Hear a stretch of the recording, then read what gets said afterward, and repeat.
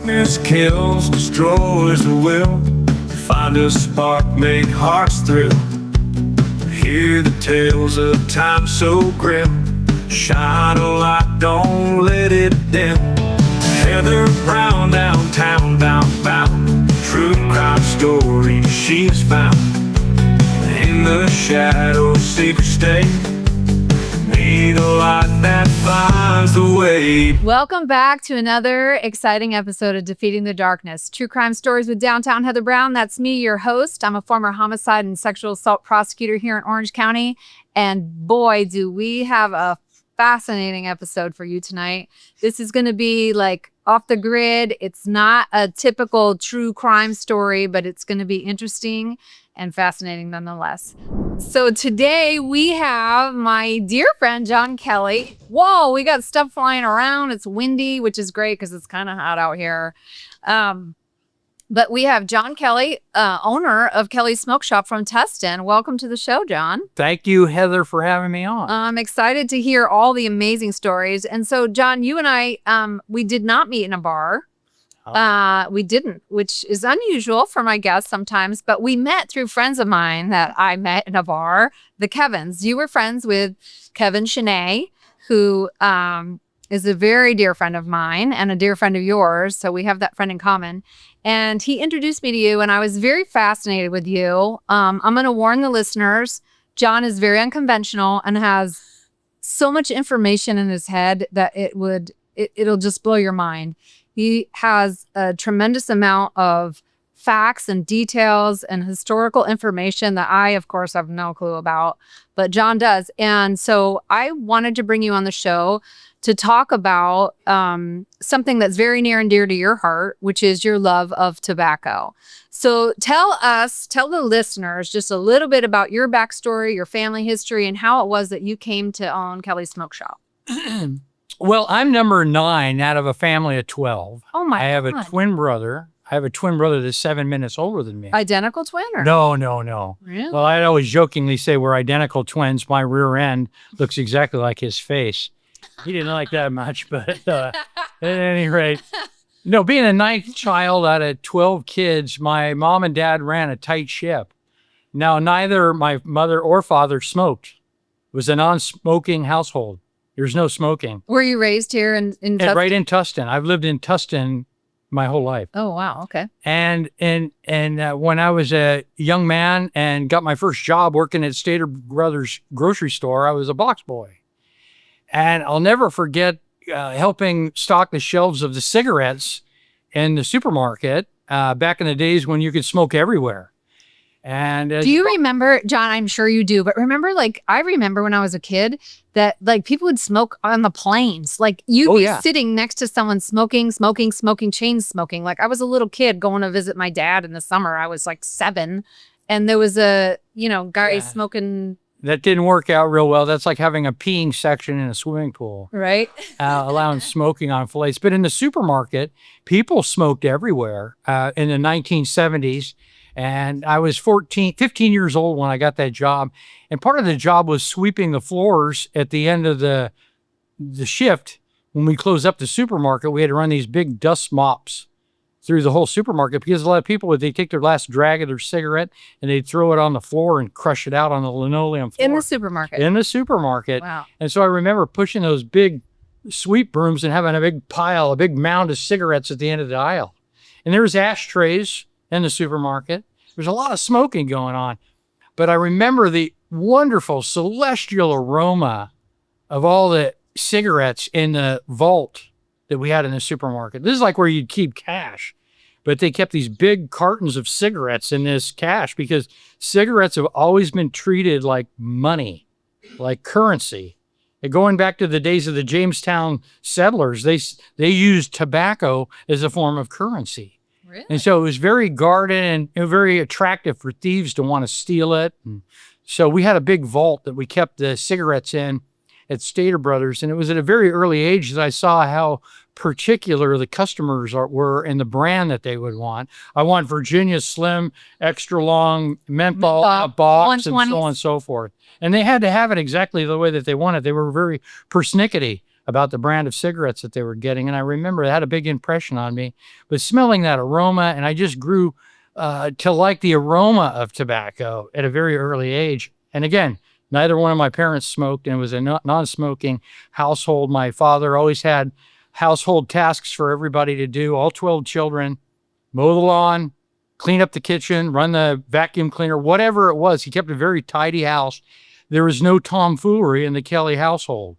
I like that word tomfoolery. I picked that up from Kevin Chenet. I love that. Tomfoolery. No tomfoolery. He didn't tolerate any of it.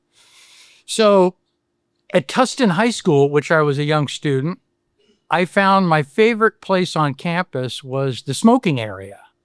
We had a smoking area on campus. It was located right next to the library. They had picnic benches, and at breaks, the kids could go out there and have a smoke break. I remember that too. You had a smoking area. Yeah. At Wacona Regional High School in Dalton, Massachusetts. There was like a quad outside, and the kids could smoke. And the ashtrays were big, empty Folgers coffee cans. Kids would throw their cigarette butts in there and whatnot. And I just found all the kids that would go in there to be more recalcitrant and more interesting, more fascinating. And it was more fun. It quickly became my favorite place on campus. And I just grew to love tobacco at an early age. Now, when I would go in there, I would never smoke cigarettes. I got into smoking Roy Tan Bankers. That's an inexpensive machine-made cigar. And I was the only guy smoking a cigar in the smoking area at Tustin High School smoking area. So when you started smoking cigars? I did. That's hardcore, no? I tried cigarettes and I didn't like them. Okay. And, when I opened up the shop, I was gifted by the quality of my customers that would come in. They were so fascinating, so professional. They were doctors. They were lawyers. They were professional businessmen. And when I went to your retirement party, I was surprised to see John Barnett. And he was one of my early customers. He found out that I had the Te Amo individual. And as soon as he found out that I was selling his favorite cigar, he never came back. He'd always send a flunky to go pick him up for him. He was a big shot. He was kind of like the West Coast version of Bruce Cutler.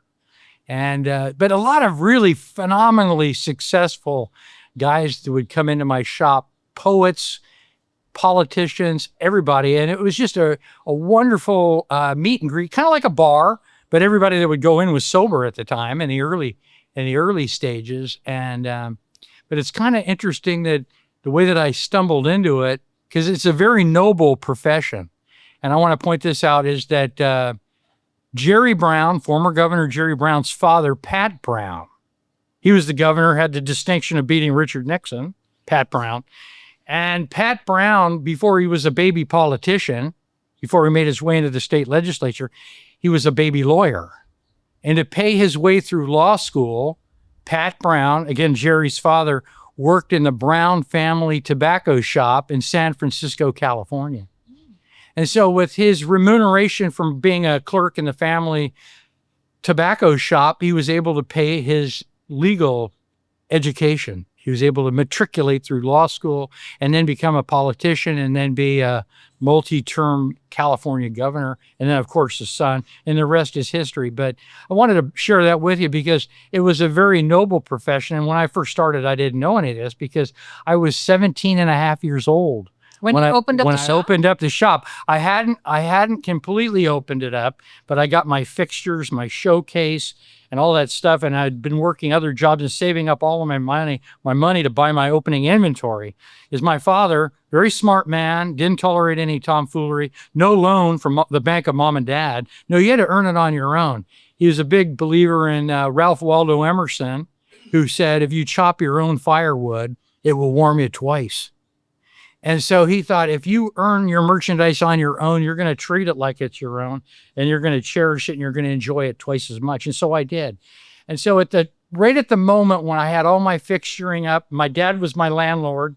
He had an old retail established building there on El Camino Real in Old Town Tustin.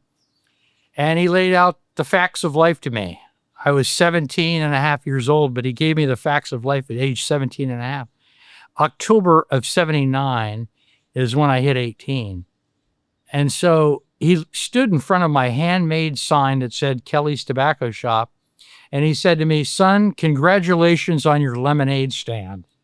That's what he called my shop. Here I'm running a tobacco shop, but he called it a lemonade stand, like a young entrepreneur. Their first business is a lemonade stand.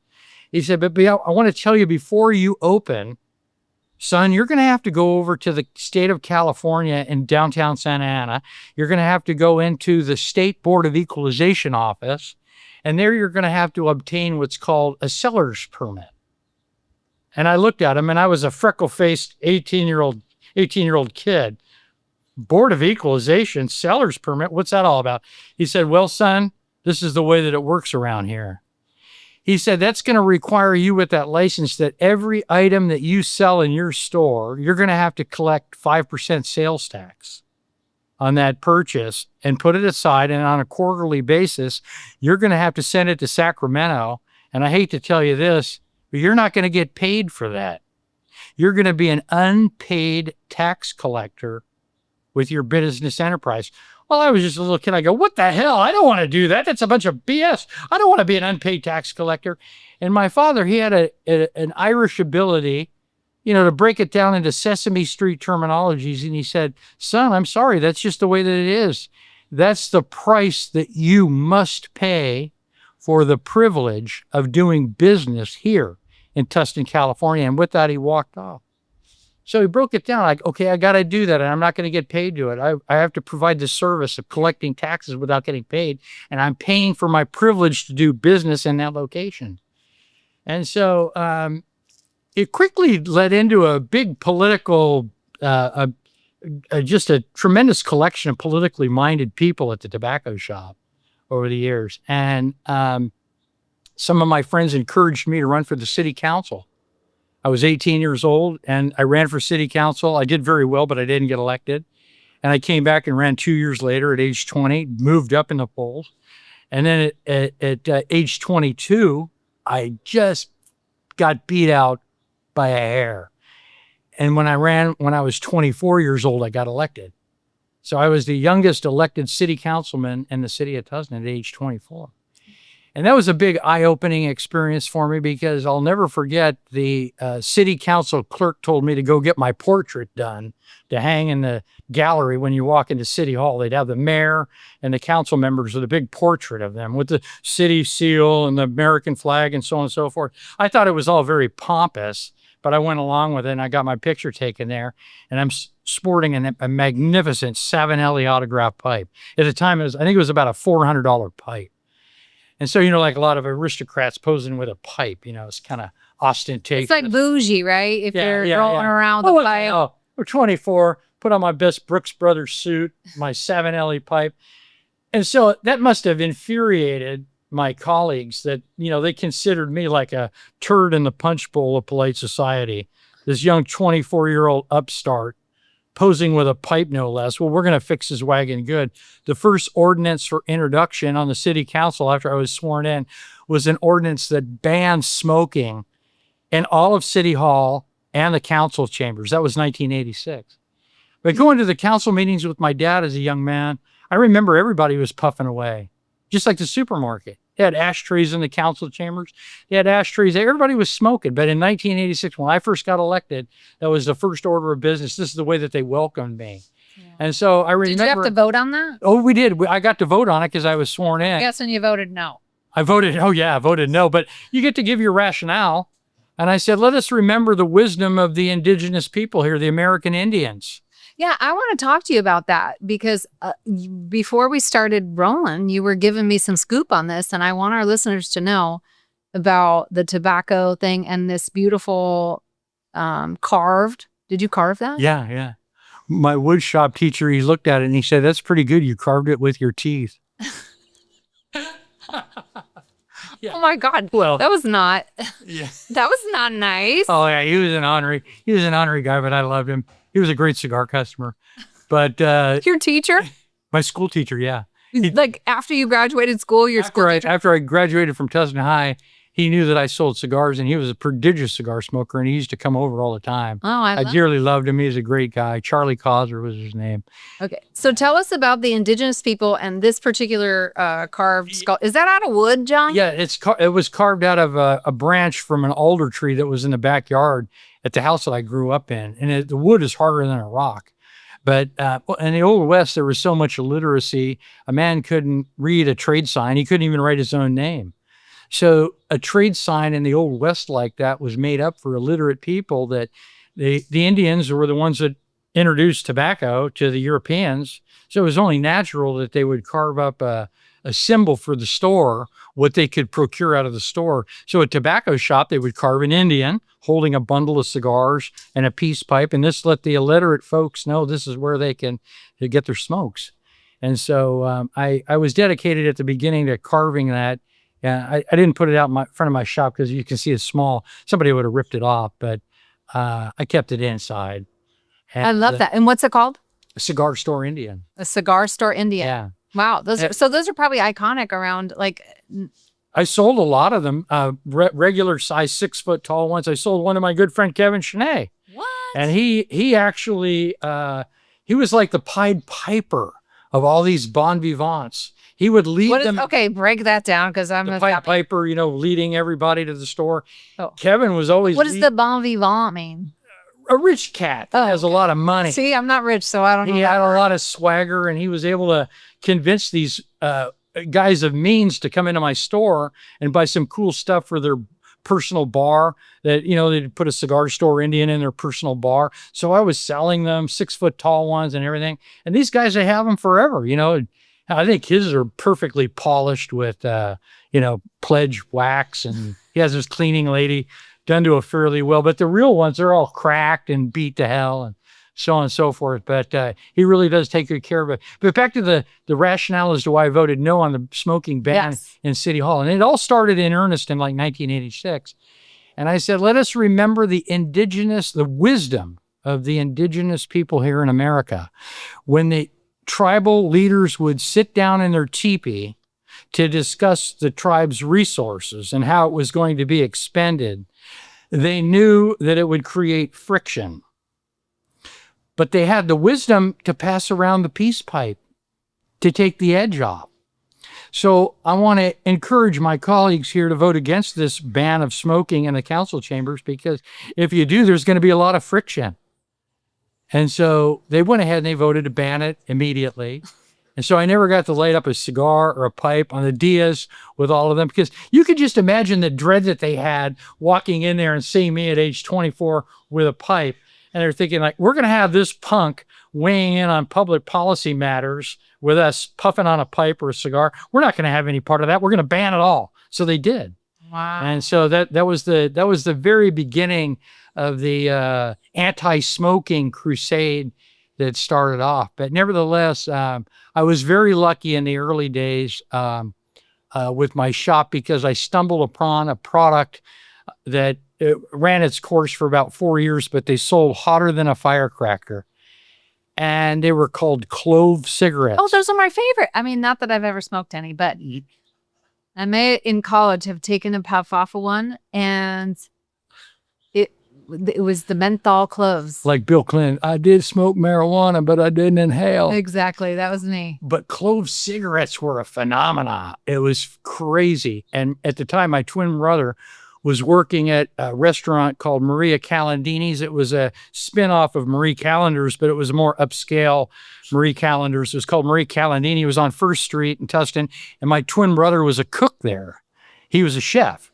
Oh, wow. And after hours, they would go out and socialize with the waitresses and whatnot.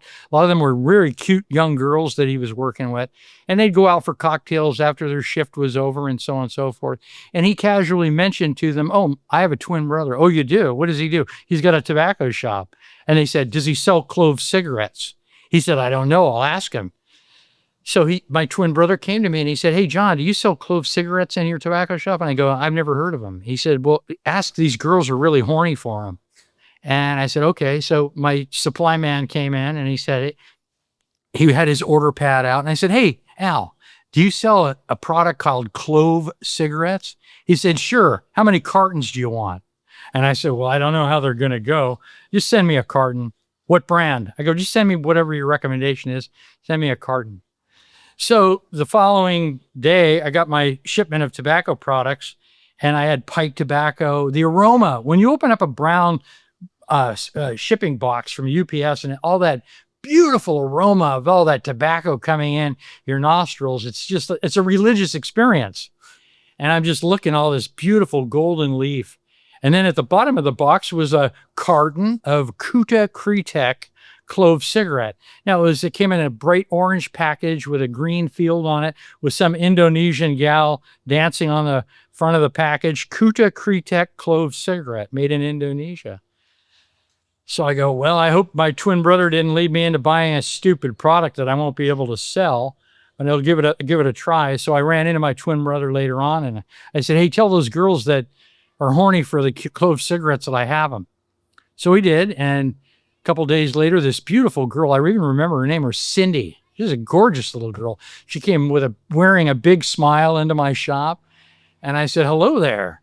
She said, I work with your twin brother over at Marie Calendini's, and he told me that you sold clove cigarettes. And I said, I sure do. And the cash register rung out in my head. All right, he didn't steer me wrong. I got a sale. So I threw the pack of clove cigarettes on the counter, and she took one look at it, and she said, Kuta Kretek, oh, I don't want these. I want Gudang Garam. What the hell is this all about? Before I knew it, I had 30 different brands of clove cigarettes in my shop. Wow. And they were selling like crazy. And this is what afforded me the opportunity of really morphing into a real traditional tobacconist that was selling high quality pipes from Italy, England, Ireland. And you got to understand, a pipe is like men's jewelry. Once a man lays out the money for a beautiful pipe, he'll have it for the rest of his life. And they're very persnickety about it. Like, how much do pipes run?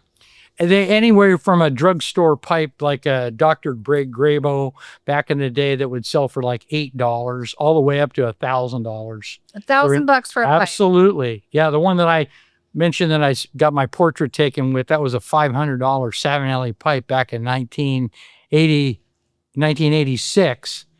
So I don't know what the inflation rate would be today, but I'm saying that pipe would probably be about $1,000 if you wanted it. And what, you have this beautiful box of Yeah, those are here. all Irish Peterson pipes with an 18 karat gold band on them. What? How much are those worth? And These might go missing. that's got a whole set, yeah.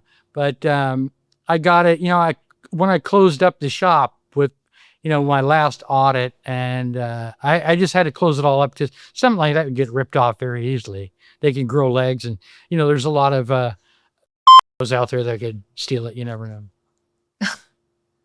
And Tom, I just use that as a universal name. I don't know, but the guys that would come in that were poets, and there is a very different personality in the different kinds of smokers that there are. The cigarette smoker, the cigar smoker, and the pipe smoker are all very different personalities. The pipe smoker is normally always very pensive. He's laid back. He's an A-type personality, but he's not a big mouth. And they say the pipe draws wisdom from the lips of a philosopher and shuts up the mouth of a fool. And the cigar smoker is a lot more gregarious and loud and bold. And it's always associated with the man who's large and in charge. And he's calling the shots. what about the cloves?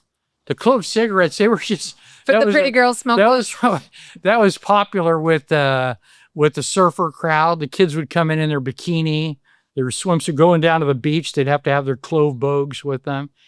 And oftentimes And they're just like little flavored cigars, right? No, the clove cigarette is an Indonesian cigarette that's flavored with clove oil. Right. It smells like Christmas when you light it. Real sweet, So it doesn't real sweet stink aroma. like regular cigarettes. But they sold like crazy. And when I would leave my store campaigning, when I was running for city council, my baby brother would run the store for me. And he didn't really give a darn about checking the age of the smokers. And so they probably had some 14, 15, 16-year-olds that would come in and buy cigarettes. And then I'd catch holy hell for it. And I said, no, you got to be a lot more strict about it. And he looked at me and he said, I don't care if they roll up here on a big wheel. If they got the cash, they get their smokes. Oh my God. So he had a real cavalier attitude about it. And thank God that never got into any trouble. But I was a real stickler at it because my dad, no tomfoolery, play by all the rules. Now, I want to get into the thing on taxation you'll find fascinating. And then in regards to cigarettes, I touched on this a little bit earlier.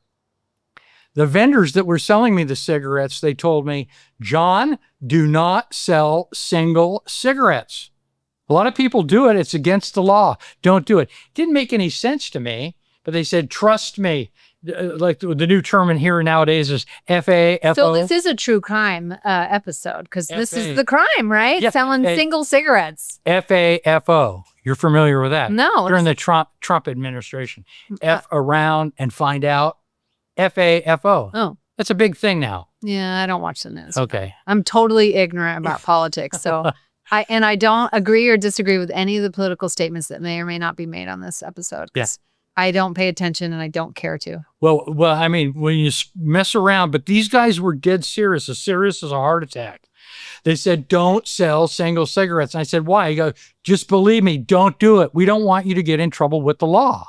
So at the time, it really didn't make any sense. And so there were a lot of ne'er-do-well kids that I went to high school with, and they would come rolling into my shop, the ones that I knew in the smoking area, and they would come up to me in the shop and they'd say, hey, Kelly, I don't have enough money to buy a pack of cigarettes.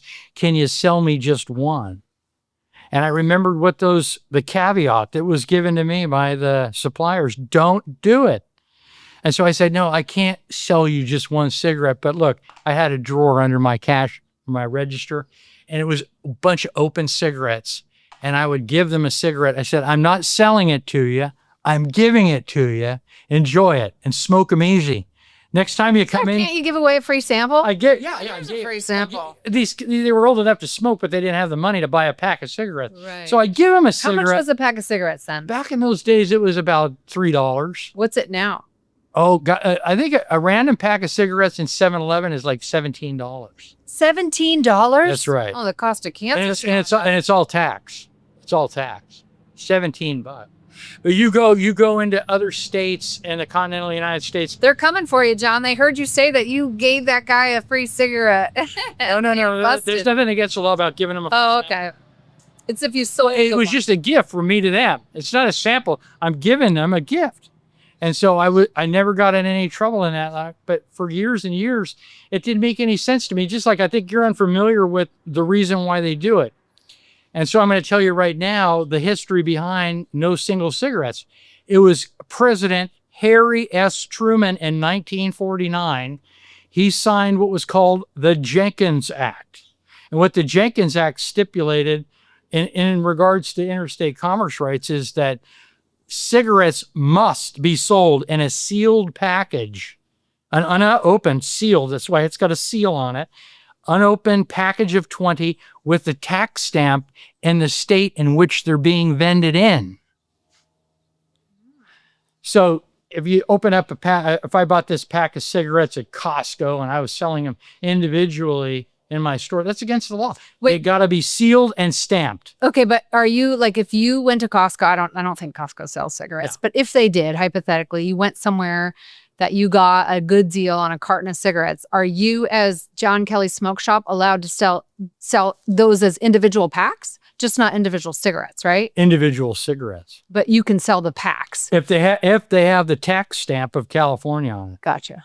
And so every state has them. So since 1949, the government has been very serious about this. And so they were giving me very good advice of flying within the foul lines and not getting in any trouble by not selling individual cigarettes. And I was very serious about it because I took their advice. And it wasn't until, like I said, later in life with the Eric Garner situation in New York City. And Tell some of our listeners who don't know, including me. Okay. Well, Eric Garner was a very famous victim. We'll call him a victim. He was committing a crime. And what he would do is he would take his van, he had like an SUV, he would go down to North Carolina, Kentucky, and Virginia to the low tax states, and he would buy cartons of cigarettes. So he had a van that was filled with cartons of cigarettes. And what he would do is he would drive all those cigarettes that he had legally purchased in these low tax states, and he would drive them up to New York State, into New York City, and open up shop on the sidewalk. He had all of his inventory was in his van. Right. And he was making his living by selling individual cigarettes. So if you bought a pack of cigarettes down in Kentucky for $1 and he's getting $1 per cigarette and he's got 20 in a pack, that's $20 a pack. So he's making his living. And so some of the shop owners were getting angry, and they went and they called the local constable, and the police came in and they warned him. They said, what you're doing is a no-no. Don't do that. You're violating the Jenkins Act of 1949. Cigarettes must be sold in a sealed package of 20 and a tax stamp of the state in which they're being vented in. So the packages that he was opening up and selling them, they'd have a tax stamp from Kentucky or North Carolina. None of them had the New York tax stamp on it. Can I just interject for 1 second?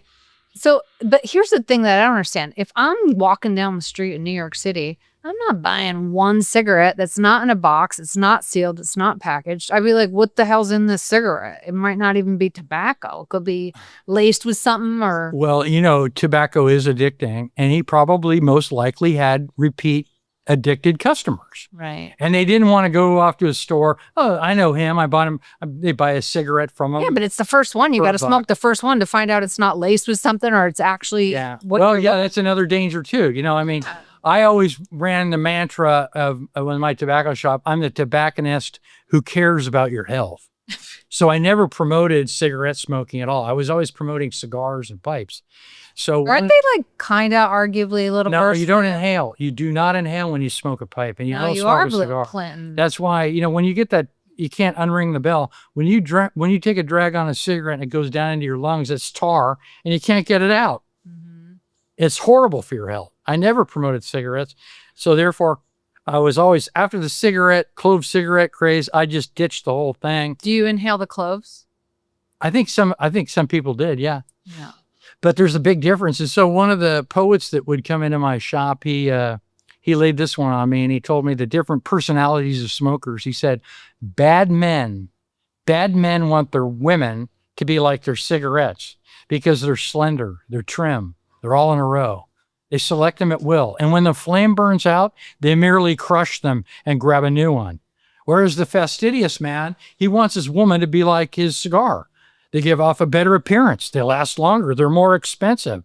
And if the brand is good, they're seldom discarded. But the good man, oh yes, the good man, he wants his woman to be like his pipe, something to smoke gently and lovingly, to take great care of always. A man will always give you a cigarette. He'll offer you a cigar, but he'll never, ever share his pipe. Okay, the fact that you can know that verbatim is shocking to me right now, aside from everything you're saying. I couldn't memorize my address. Never mind that at this age. That's a very impressive, John Kelly. Well, I like it. I had this one Who told customer. you that? Well, it was a... And how do you remember it? There was a customer of mine named John Brugaletta, and he was a professor of English at Cal State Fullerton. And he led the Orange County Poetry Guild. And he wrote a tobacco lover's ode to his pipe for me. I mean, when you talk about it, you do sound like you're in love with the tobacco. Well, I mean, I'm in love with tobacco, yeah. But he Do you still smoke? do I? Yeah. Oh, absolutely, yeah. Oh, okay. Oh, yeah. I smoke like a That's chimney. Kevin Shanae in the background laughing, by the way. You're allowed to laugh. We might bring you into the episode, Kevin, just to share some fun stories about John Kelly. Yeah. But the other one was this tobacco lover's ode to his pipe. John Brugaletta, professor English, Cal State Fullerton, Orange County Poetry Guild. And he bought his pipe tobacco from me. The blend was called Jules Verne. That was the name of the pipe tobacco that I'd blend for him to smoke in his pipe. And so the ode went like this. Sweet tobacco, fragrant leaf, man's consoler of each grief. Here I hold your lovely form, cast hold in any autumn storm. Every pull and gasp is choice. Now I touch my glowing match to your hole's unruly thatch, and in seconds you're alive, alive like the busied honeyed hive. The sadness only comes when the ambers cool and die, and then man remembers of thought, tobacco newly bought, at Johnny Kelly's cluttered store, haven of both jest and lore. Then the bowl is filled again, bringing joy to hearty men. Wow. These guys were, I'll tell you, they were funny. Okay, but I don't understand how you can actually still remember those. Like I'm lucky if I can remember the Pledge of Allegiance, and I said it every day for the first 12 years of my life, right? Or however many years, 18 years, I think, right? Like, I don't think I was saying it the first 5, but you know what I'm saying? I said it every day in school, and I mean, I still do remember it, but it doesn't just roll off my tongue like that. Well, you know, the thing about the tobacco shop, the tobacconist thing, the environment where guys could come off the street in the need of a smoke. It was kind of like a social event. It's absolutely. It's like drinking at the bar with It was Kevin. like an Irish pub. You know, you'd go into an Irish pub and the smoke would be so thick in the pub, you could cut it with a knife. And you're Irish. Oh, I'm very Irish. And John Kelly, that if that didn't tip you off. I love the Irish. My bestie, Maureen Kirby, is her maiden name's Broderick. Maureen Broderick. She is one of my best friends. My ride or die. Okay, so tell us about this sign right here. Kelly's. Was it a men's store too? It says Kelly's. Yeah, men's store. we along with doing the tobacconist thing next door in the building next door, we had tuxedo rental and sales and rentals of formal wear, men's formal wear. Now, my twin brother and my baby brother, they started that business. Okay. And both of them didn't dig it, and they went off to do different things. They didn't like the family enterprise. But I took it on my own. So I did the formal wear, and you know, it's an interesting thing. Formal tuxedo. When you use the term tuxedo in America, it was created in Tuxedo Park, New York, and the man who created what we call the tuxedo today was Lord Griswold. He was a heir to a tobacco fortune. Really? And he had to go back in the day when men would go to a formal occasion. They would wear tails, a white bow tie, a white vest, white gloves, and a lot of times a top hat. This is formal attire in the olden days. So this Lord Griswold character, he was a tobacco giant. He got tired of it. He didn't want to wear that. And so he told his tailor to make a suit, an evening time ensemble for a formal out of his smoking jacket. So his tailor made him a tuxedo. That's where the tuxedo was born for this tobacco giant. And he created this smoking jacket into a formal attire called a tuxedo, hence Tuxedo Park, New York. And that's where the tuxedo was born. Now, if you go to Spain, Italy, France, any of the Romance speaking languages, they don't call it a tuxedo. They call it le smoking. Oh. A tuxedo in a Latin speaking based country, France, Italy, Spain, le smoking. That's what a tuxedo is. Wow. So the combination, it went together hand in hand, but they were some of the most beautiful 30 years of my life was running a tobacco shop because of the colorful characters that would come in and they would hang around. And the thing that really got into the bar kind of a situation was in 1998, the California state legislature banned smoking in bars. Now, up until 1998, the routine was basically my customer would come in and they'd buy a box of cigars, they'd buy some pipe tobacco, whatever their desire was. They pay me and they jam out the door and they go to their favorite watering hole to light up with their drink. And that was no longer going to happen. Smoking was banned in bars in 1998 in California. The smoking ban on airliners was 1988. 1998 was a smoking ban in bars. And I remember going to Ireland on a trip, this man that was making these private label cigars from me, he said to me, it was great Irish brogue. He said, "Don't tell me, Johnny, how's your business doing?" I said, "Well, it's getting tougher all the time, Jerry. As a matter of fact, they just banned smoking in the saloons in California." And he took a step back. He said, "You can't smoke in a bar. What are they doing that for?" I said, "Well, they say they're doing it for health reasons." He said, "Oh, for F's sake. You don't go into a bar for your health anyway. You go into a bar to destroy your health. And the smoking bone's connected to the drinking bone." I said, "Amen to you, brother. Amen."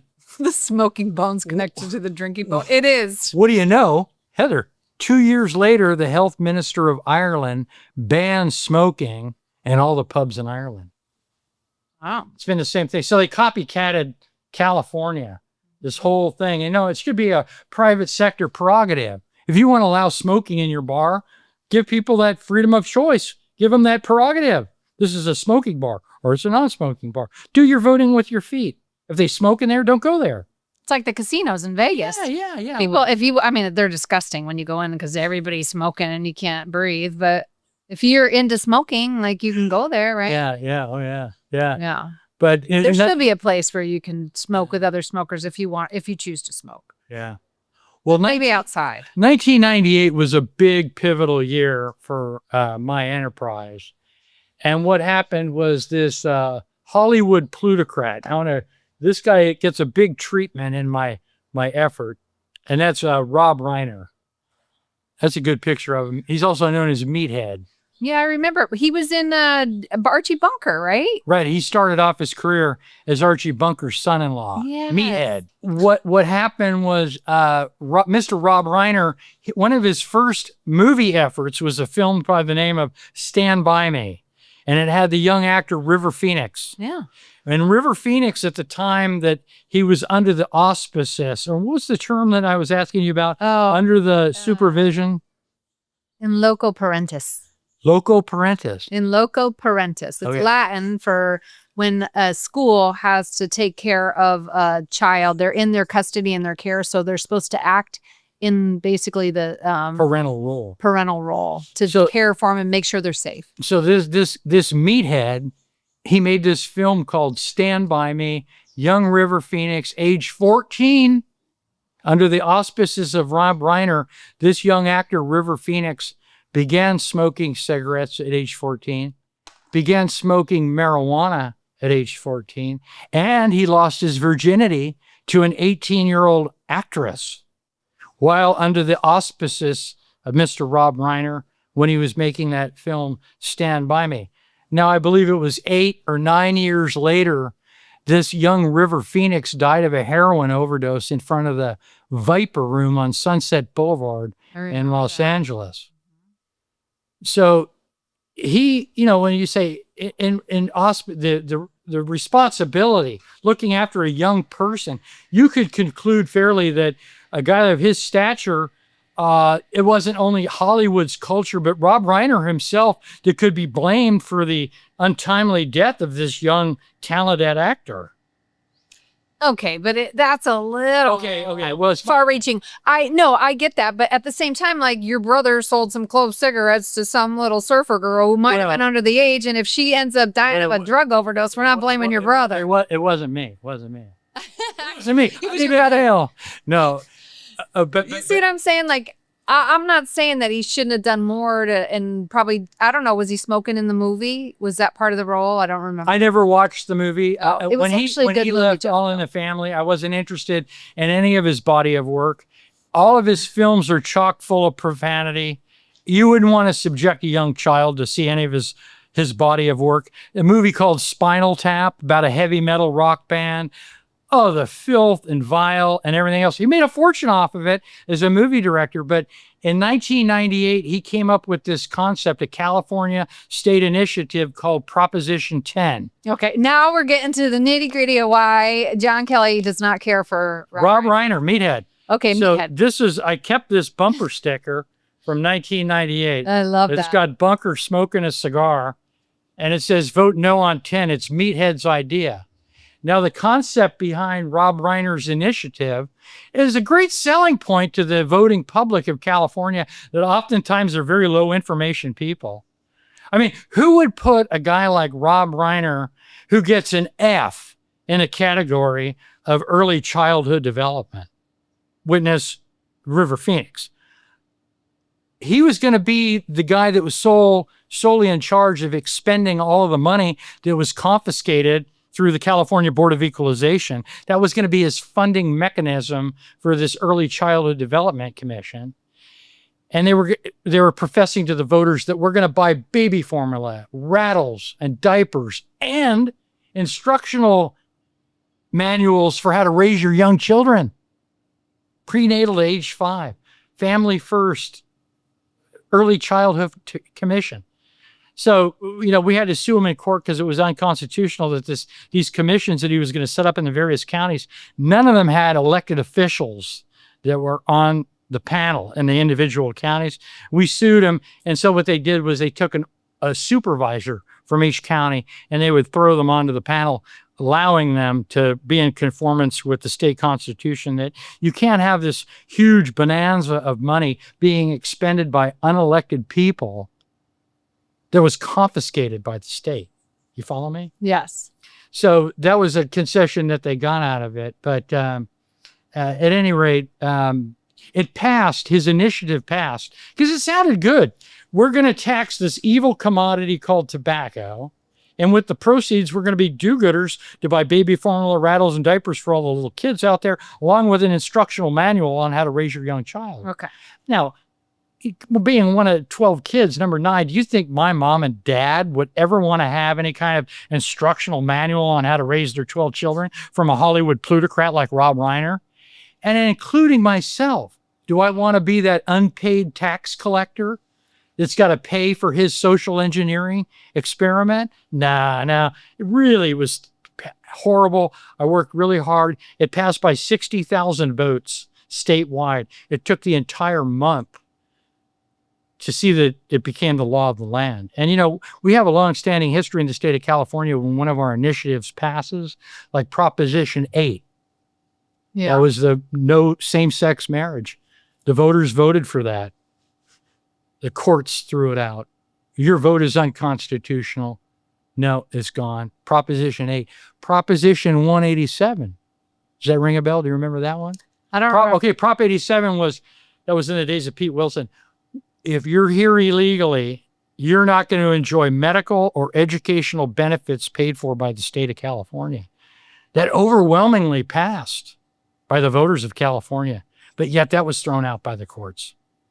So you enter in this Proposition 10 that was funded by Rob Reiner. They immediately embraced it, and it was the law of the land. And it created this Board of Equalization, which for decades upon decades was the government agency that enforced tobacco tax collection, the Board of Equalization. So that's what the Board of Equalization does. It enforces the taxes on tobacco? Yeah, for decades and decades, they did. They were the ones that enforced it in the state of California. The California Board of Equalization is where you would get your tobacco retailer's license. You had to fill out all of your monthly forms and what you had purchased and what you're selling. And so with this huge increase, the voters were always told Rob Reiner's Prop 10 is only going to be 50 cents a pack on cigarettes. And with the 50 cents, we're going to buy those diapers, rattles, baby formula, and whatnot. It's going to be good. It's going to be a win-win. They never mentioned cigars. They never mentioned pipes. They didn't mention all the other various tobacco products that are out there, only cigarettes. So the voter thought that they were just voting on a 50-cent pack increase on cigarettes. But in reality, they were giving the green light for the state to stick it to the individual cigar merchant to pay it. First, when they first came out, it was 32% of the intrinsic wholesale value. So if I bought a box of cigars for $100 wholesale, I would immediately have to pay $32 in excise tax to the state of California before I even put it in my store. Wow. And then on top of it, then you got the sales tax on top of it. So I brassed it out after it was approximately 8 years and survived 2 audits, where the auditor from Sacramento from the Board of Equalization would call me on a telephone, random call. Hello, Mr. Kelly, this is Joe Schmutz. I'm for the Board of Equalization, and I'm coming down to do an audit on you. Have all of your financial records in readiness for inspection on this date for 3 days. And your bank statements, your invoices, everything for the last 3 years, we want to have it all ready for inspection. And so I had to do it. And again, how much lead time did they give you? They gave me a week. Okay. To get all that. But again, remember that they can initiate this audit at their own whim. Whenever they feel time for you to go and do an audit, they're going to go down and do it. So the last audit that I had, and I cooperated and graduated, I had to sell my Rolls Royce to pay the tax and my understatement. And they considered my understatement so flagrant that they gave me penalty and interest. And I ended up having to pay the auditor's airfare, hotel, and car rental to perform a cashectomy on me. What? And so I thought, you know what? I've had it. And that's basically what led to the closure of my shop, because I thought, you know what? I flew up there to Sacramento to the Board of Equalization and addressed them. And you talk about a group of potted plants. They're supposed to be our taxpayer advocates. And my gravamen to those elected officials was basically, you're allowing these European-owned cigar companies to vend their product, their cigars, right to a consumer's doorstep without any taxes at all. No city business license, no seller's permit, no excise tax, nothing.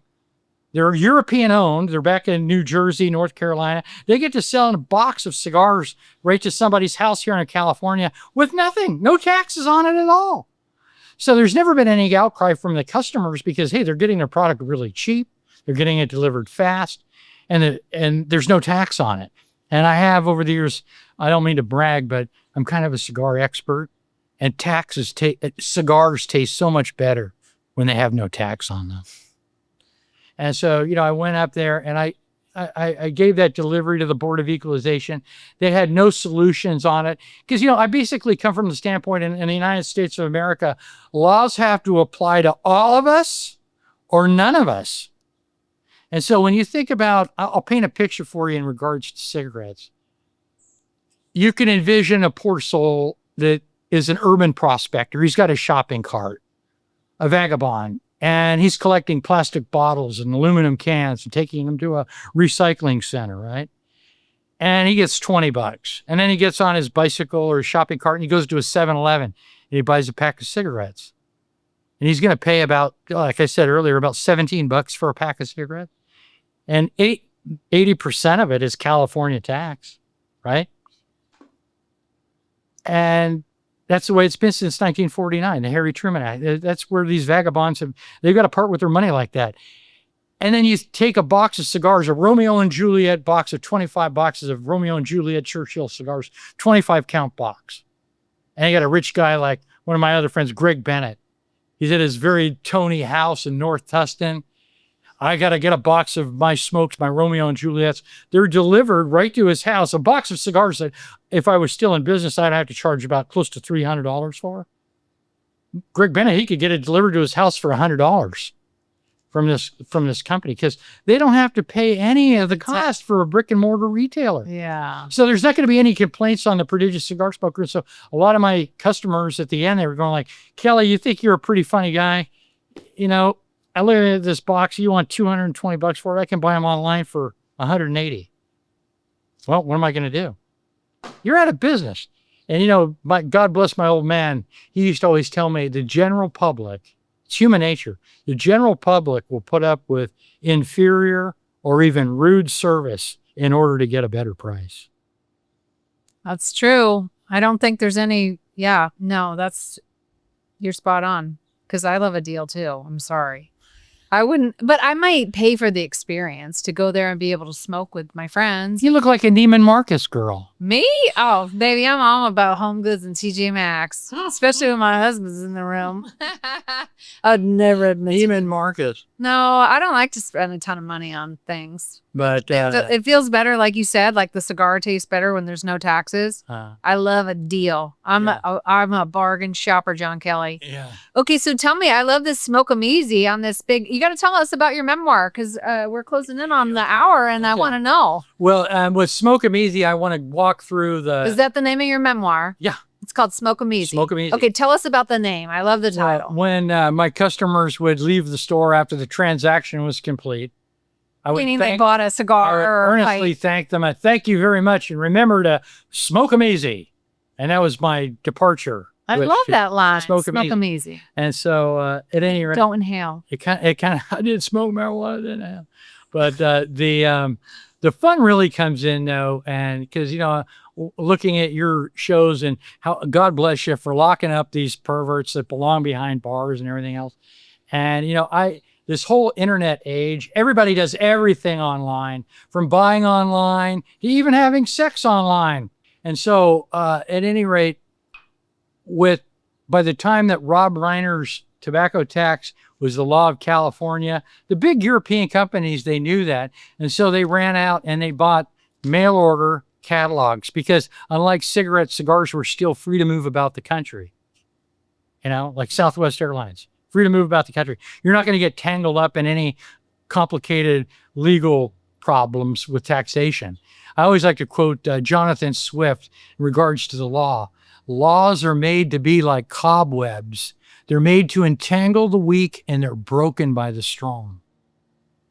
That was Jonathan Swift. He said that years ago. But so when I finished through my last cashectomy and my last audit, I said to the auditor, I said, hey, what are you doing about enforcing the same onerous tax obligations that you're foisting upon me on these European-owned cigar catalogs that are doing business with the California public?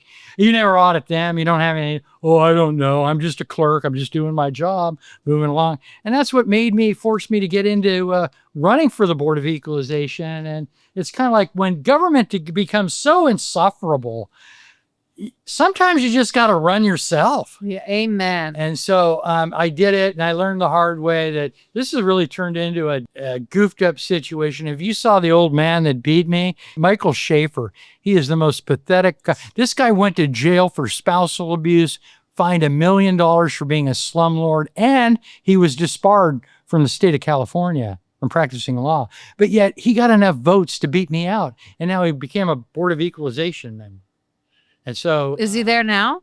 he's wrapping up his 8th year. He got elected and reelected. Wow, that was 8 years ago that you Yeah, ran? 8 years ago. I remember going to your Yeah, the fundraiser was 8 years ago. Can wow. you believe it? And the bureaucrats explained to me, we cannot work over these mail-order European people that are in North Carolina, Kentucky, New Jersey, because they're not in the state of California.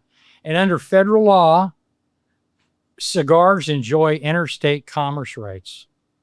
So because they don't have a storefront, a warehouse, or sales personnel, they're free to move about the country.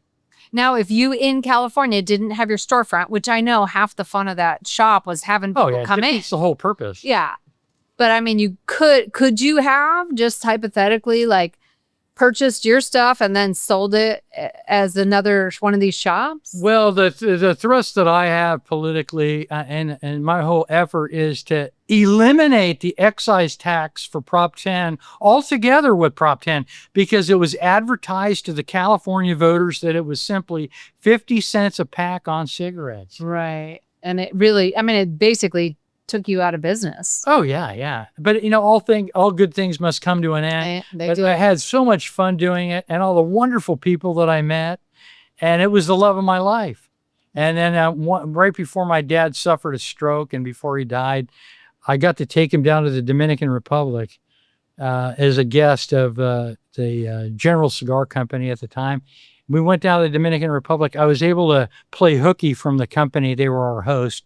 And I took my dear old dad to the memorial where Christopher Columbus is buried. He's buried on the island of the Dominican Republic. Mm-hmm. And it's the most marvelous, it makes the Taj Mahal look like nothing for a mausoleum where Christopher Columbus is buried.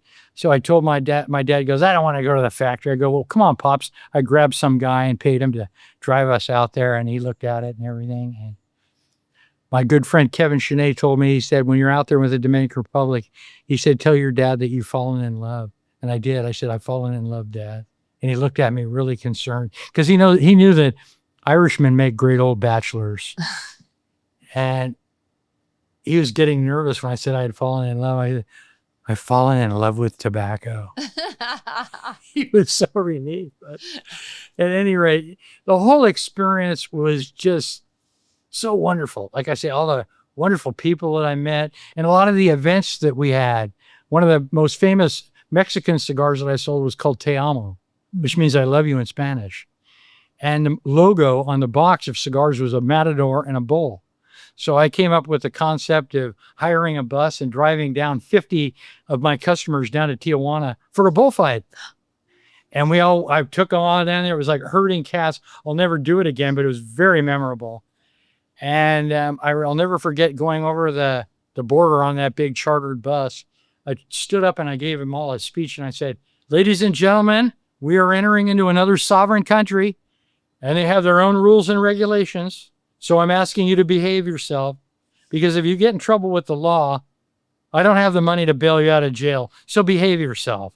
And of course it went in one ear and out the other. They all ignored me and they all went and got faced in these bars and cat houses and whatnot. And then finally brought him to the corrida, to the bull ring, and everybody got to enjoy the bullfight tequila. Anybody get impaled by a bull? Huh? Did anybody get No, impaled it by a was- bull or anything?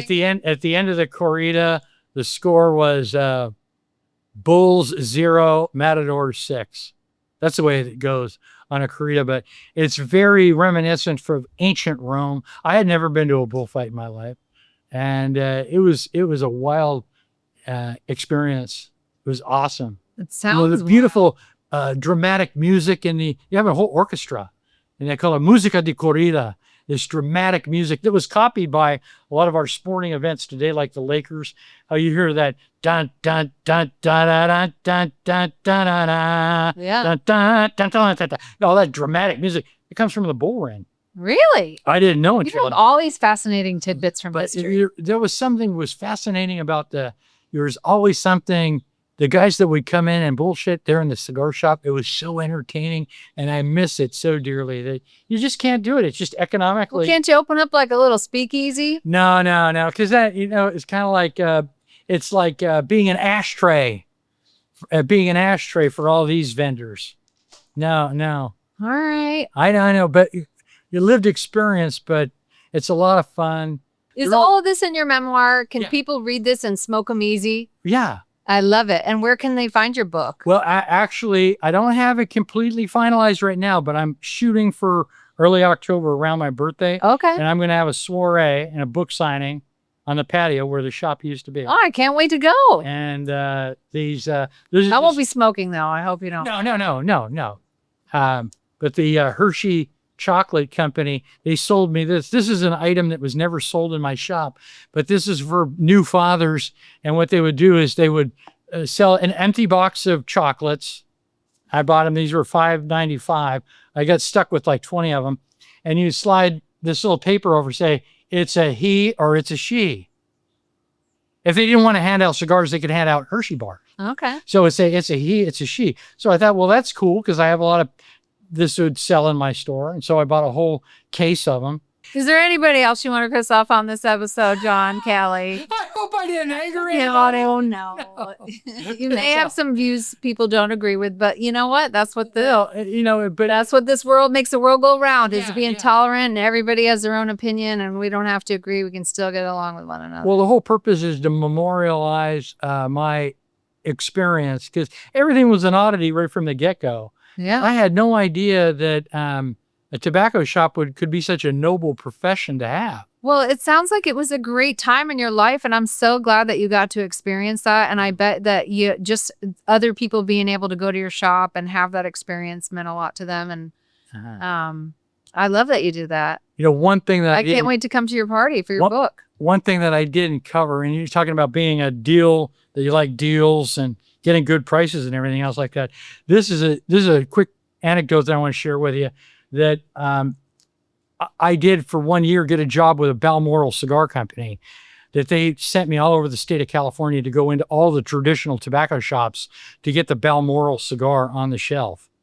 And so at the time I was still operating, I had a couple employees that were keeping my shop open while I was driving all over the state making these sales calls. And at the time we had a periodical called Tobacconist Magazine, and it was a trade journal.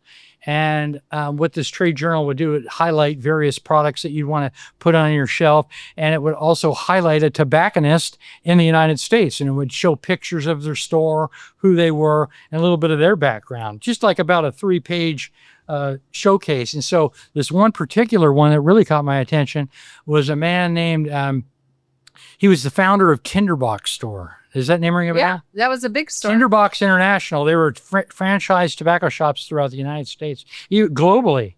And so the man's name was Copeland, Ed Copeland. And he was interviewed for this Tobacconist magazine. And I remember reading it. And he said that one day he was doing pipe repair. Let me get up here for real quick. Like I said, pipes are like men's jewelry. And once you lay out the money for a good quality pipe, you'll have it for the rest of your life. And so with a pipe, what happens is that the briar wood, this will last a lifetime, but a lot of times the hard vulcanite stem, that's hard rubber, the hard vulcanite stem, like a pen that you're chewing on, it'll get cracked. Sometimes this tendon will break. And so in the olden days, when you had a really expensive pipe, when I say $1,000, I'm not making it up.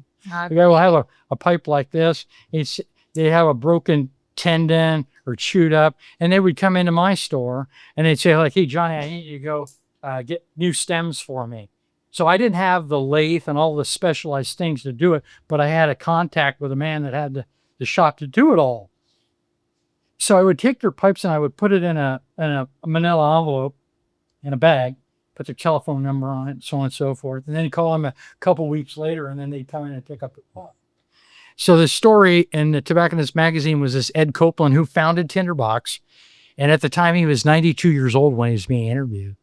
And he said that he was in his shop one day and a limousine pulled up on Wilshire Boulevard in Santa Monica. That's where he started his first store. And out of the limousine, this man got out and he had 4 broken pipes in his possession. And he walked into Ed Copeland's Tinderbox store and he put the broken pipes on the counter. This is in the early 60s. And he said, I got these broken pipes. I need you to fix them. And old Ed Copeland said, okay, very good. He started putting the pipes in the bag and he said, what's your name?